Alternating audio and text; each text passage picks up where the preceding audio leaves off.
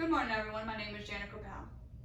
I appreciate you all for being here with me today, and I'm here to discuss a serious mental illness that is called postpartum psychosis.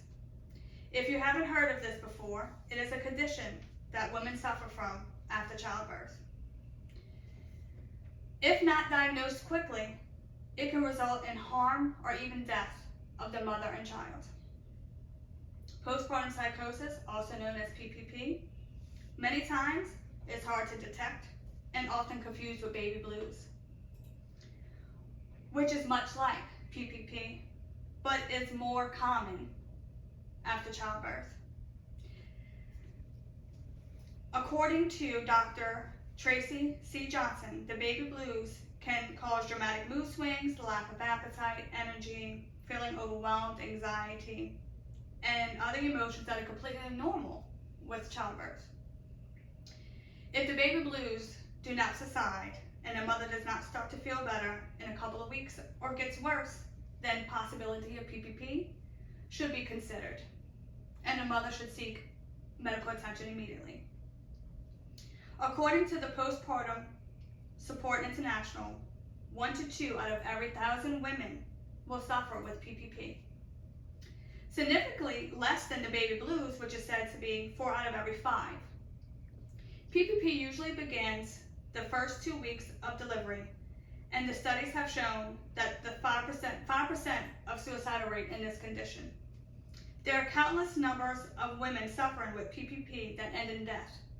Many women have spent years, even their entire life, in prison for harming or murdering their child. One story tells of a woman of Heidi Anderson who served 12 years in prison for killing her son, who was found under a pile of rocks in Sayreville Lake, and another woman who had delusions of being instructed to kill her baby and then attempting suicide before being diagnosed and treated. An unknown author at CNN wrote of a mother who was convicted to life in prison for drowning her 5 children, ages 2 to 7. Fortunately, due to studies and awareness to postpartum psychosis, her sentence was overturned and she was turned over to a mental institution for observation and treatment. A movie called Baby Blues was even created about this tragic story. You can download it and watch it using some of our major streaming platforms. Unfortunately, it is very hard to diagnose PPP since there are no pre-delivery symptoms, but due to PPP awareness, studies have helped doctors to filter women out that are more at risk. Women who have a history of depression, schizophrenia, and bipolar are among the highest. Symptoms of development of PPP after childbirth include delusions, hallucinations, being unaware of surroundings, being zombie-like, sudden and intense bouts of violence or aggravation, drastic mood swings, and severe depression and feeling of failure.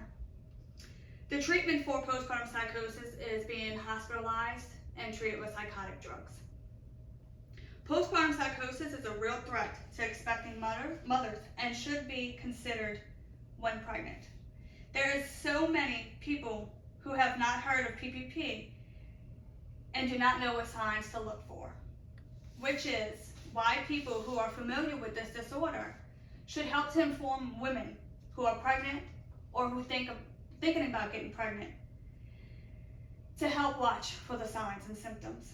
I hope I was able to shed some light on postpartum psychosis, and I want to thank everyone for being here with me today.